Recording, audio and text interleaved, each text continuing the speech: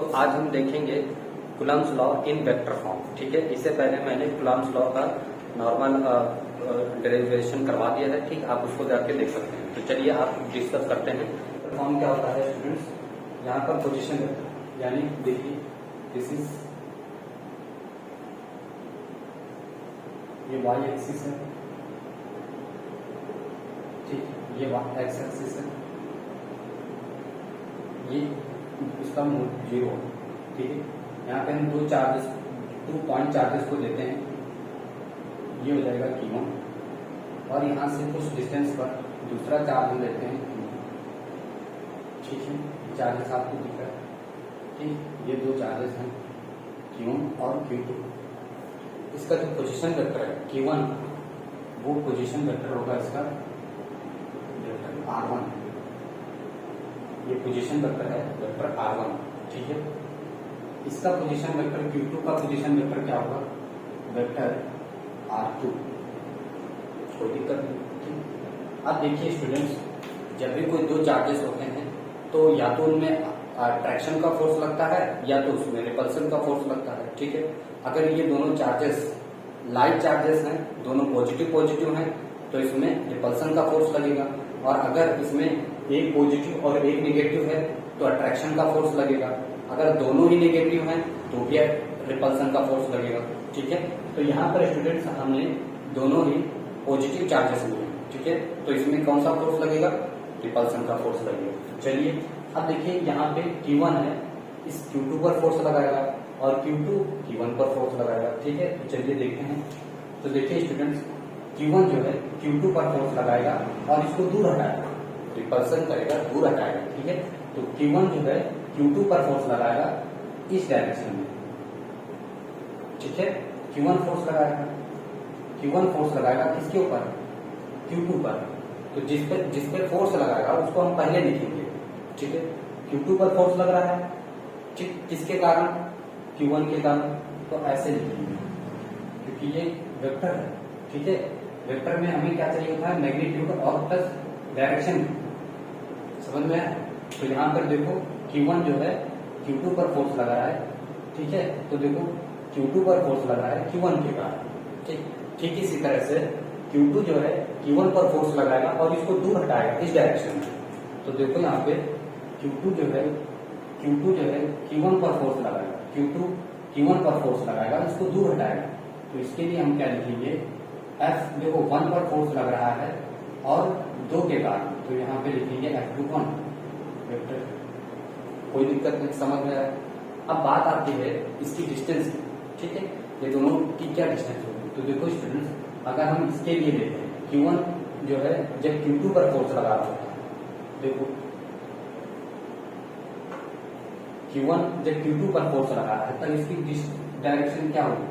तो देखो यहाँ पर हम उल्टा लिखते हैं, फाइनल को पहले इनिशियल को बाद में, तो R21 लिखेंगे, ये हो गया फाइनल और ये हो गया इनिशियल, तो फाइनल टू इनिशियल लिखते हैं, ठीक है।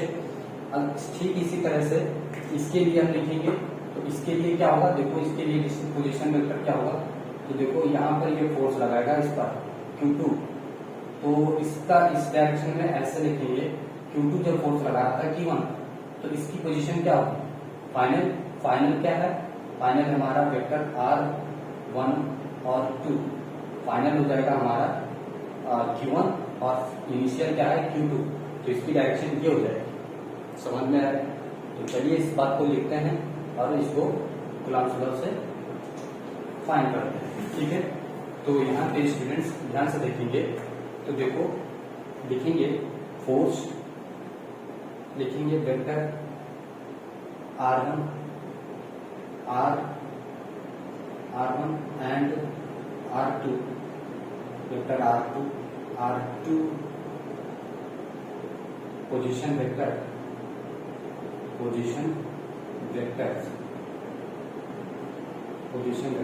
ठीक है। दोनों पोजीशन बता रहे हैं, पोजीशन वेक्टर, ठीक है। लिखेंगे force at Q1, force at Q1 due to charge charge charge Q2।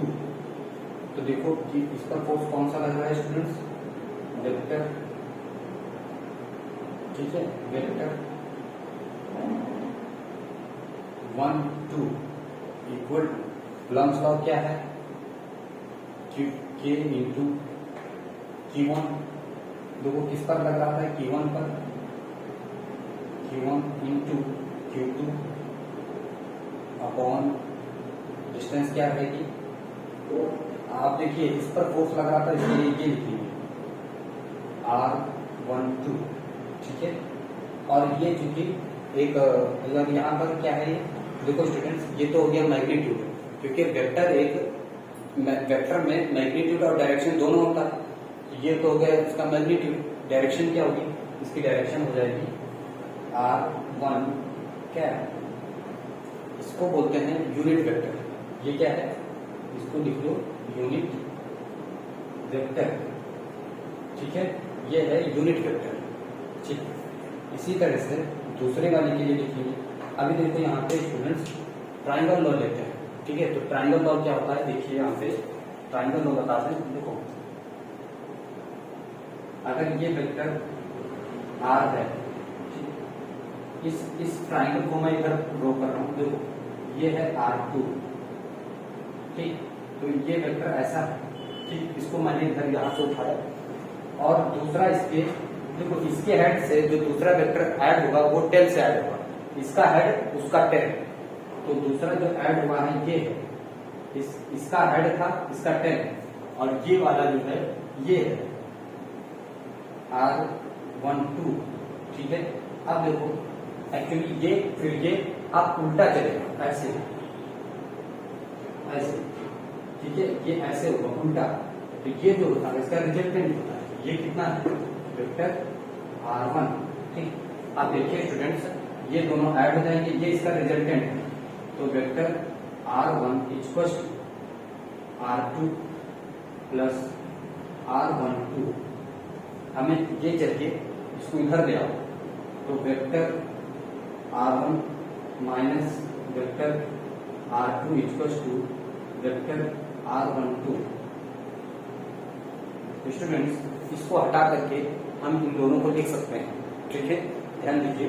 तो यहाँ पर देखो, यहाँ पे हम क्या कर सकते हैं, इसको हटा करके, और यहाँ पे स्क्वायर होता है स्टूडेंट्स, इसका स्क्वायर कर दीजिए, ठीक है। तो देखो vector F12 equal to K Q1 Q2 upon, इसको हटा करके देखो वहां पे हम यहाँ पे ये लिख सकते हैं R1 माइनस R2, ठीक है, इसका होल स्क्वायर इंटू ये डायरेक्शन। अब देखिए यहाँ पर यूनिट वेक्टर होता क्या है, तो देखो स्टूडेंट्स यूनिट वेक्टर अगर देखिए ध्यान से देखिएगा, यूनिट वेक्टर होता है vector A upon mod of A। Students ये यूनिट वेक्टर है, ये डायरेक्शन है वेक्टर, ये मैग्नीट्यूड होता है, ठीक है। तो देखो वेक्टर अपॉन मैग्नीट्यूड क्या कहलाता है, यूनिट वेक्टर। तो यूनिट वेक्टर इसको क्या बोलते हैं, यूनिट वेक्टर। तो ये है यूनिट वेक्टर, यूनिट वेक्टर, ठीक है, इक्वल ये क्या है, वेक्टर जो कि डायरेक्शन को बताता है, ठीक है, अपॉन इसको क्या बोलेंगे, डायरेक्शन। ये क्या बताता है, डायरेक्शन, डायरेक्शन। और ये क्या बताता है, magnitude, magnitude,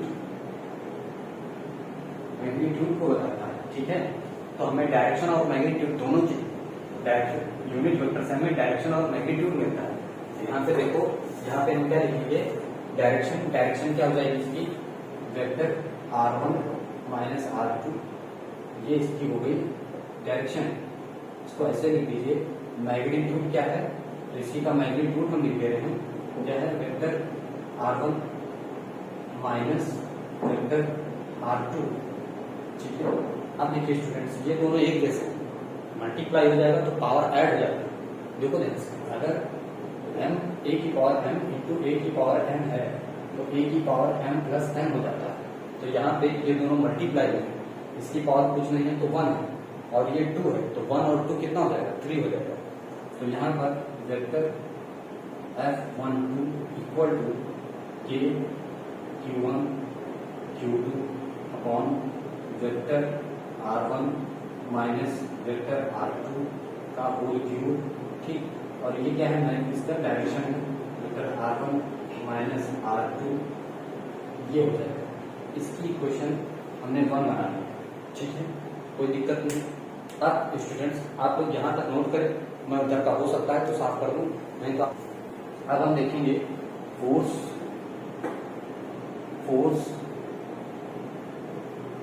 on charge Q2, force on charge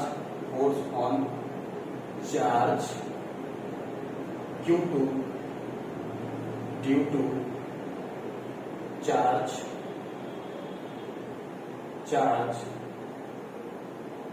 Q1, ठीक है। तो देखिए F क्या हो जाएगा, 2-1। देखो स्टूडेंट्स, Q2 पर देख रहे हैं, Q2 पर फोर्स लग रहा है Q1 के कारण, Q2 पर फोर्स लग रहा है Q1 के कारण, तो ऐसे लिखेंगे फोर्स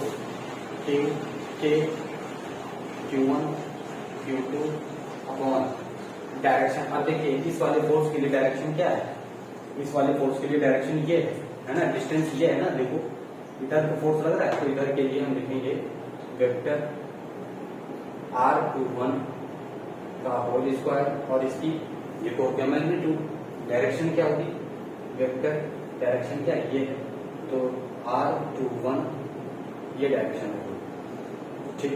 अब देखो वेक्टर F21 इक्वल टू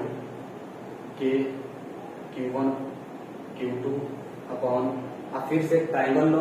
अभी देखिए यहाँ पे क्या था, वेक्टर R12 था, तो क्या था R1 माइनस R2, ठीक। अगर R21 होगा तो क्या आ जाएगा, यहाँ पर 1 की जगह 2 हो जाएगा, यहाँ 2 की जगह 1 हो जाएगा। जैसे यहाँ पे डायरेक्शन 2-1 था और यहाँ पर था 1-2, तो क्या है वेक्टर R1 माइनस R2। उसी तरह यहाँ पर क्या होगा, R2 माइनस R1, ठीक। तो यहाँ पर क्या जाएगा, vector R2 minus vector R1, ठीक है, और इसका स्क्वायर इनटू फिर से उसी तरह से वेक्टर R2 माइनस R1, ठीक है, upon magnitude R2 minus vector R1, ठीक है। अब इसकी पावर कितनी है, 1, इन दोनों में मल्टीप्लाई हो जाएगी, तो ये क्या हो जाएगा F21, ठीक, Q1 इंटू Q2 अपॉन इन दोनों की मल्टीप्लाई हो जाएगी, तो क्या हो जाएगा R2 माइनस R1 का होल क्यूब, ठीक, इंटू R2 माइनस R1, ठीक है। अब ये हो गया स्टूडेंट्स 2। अब देखते हैं students question first and second से, तो देखेंगे from equation first and second. तो स्टूडेंट्स आप देखिए यहाँ पर इक्वेशन फर्स्ट का जो मैग्नीट्यूड और फोर्स डायरेक्शन है और इसका मैग्नीट्यूड देखिए, पहले कंपेयर करिए, इसका मैग्नीट्यूड और इसका मैग्नीट्यूड दोनों सेम है, ठीक है। इसकी डायरेक्शन देखिए, इसकी डायरेक्शन R21 है, R12 है, इसकी डायरेक्शन R21 है, 1 से 2 है, और इसकी डायरेक्शन 2 से 1 है, बट मैग्नीट्यूड सेम है। तो हम ये कह सकते हैं ना कि दोनों का मैग्नीट्यूड सेम है, डायरेक्शन क्या है, अपोजिट है। तो दोनों का जब वेक्टर फॉर्म में डायरेक्शन हम चेंज करते हैं तो नेगेटिव साइन लगाते हैं। जैसे देख लीजिए, वेक्टर सेम मैग्नीट्यूड है, ये वेक्टर ए है, ठीक, सेम मैग्नीट्यूड है, और उसी डायरेक्शन में, उसके अपोजिट डायरेक्शन में, ठीक है, अगर ये है, ठीक, वेक्टर बी, तो दोनों ही इक्वल होंगे। देखिए ये चीज होता है वेक्टर में कि अगर दोनों के मैग्नीट्यूड सेम है, ठीक है, और डायरेक्शन अपोजिट है, तो दोनों वेक्टर इक्वल होंगे। तो इसको हम ऐसे बोल सकते हैं vector A equals to minus vector B. इस चीज को हम बोल सकते हैं जब दोनों का मैग्नीट्यूड सेम हो, ठीक है, तभी हम बोल सकते हैं। तो देखो वेक्टर ए और वेक्टर बी का मैग्नीट्यूड सेम है, बस क्या है यहाँ पर फिर डायरेक्शन अपोजिट है, एक वेक्टर इस डायरेक्शन में, इस डायरेक्शन में, तो हम उन दोनों के इक्वल लिख सकते हैं, बस शर्त क्या है, साइन यहाँ पर क्या आ जाएगा, नेगेटिव आ जाएगा। तो उसी तरह से ये फोर्स और वो फोर्स दोनों सेम है, मैग्नीट्यूड दोनों का सेम है, लेकिन डायरेक्शन चेंज है। इसकी R 1 से 2 है और उसकी 2 से 1 है, ठीक है। तो क्या कहेंगे, फ्रॉम इक्वेशन, यानी फोर्स दोनों कैसे हैं, इक्वल है। तो force 1 to 2 equal to force F to 1, ठीक है। तो लिखेंगे मैग्नीट्यूड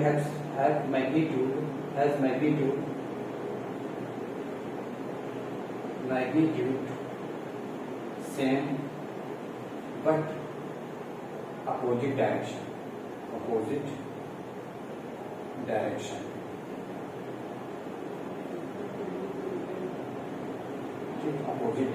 मैग्नीट्यूड सेम है, डायरेक्शन कैसी है, अपोजिट। तो ये है वेक्टर फॉर्म। तो आप लोग इसको नोट डाउन कर लीजिए।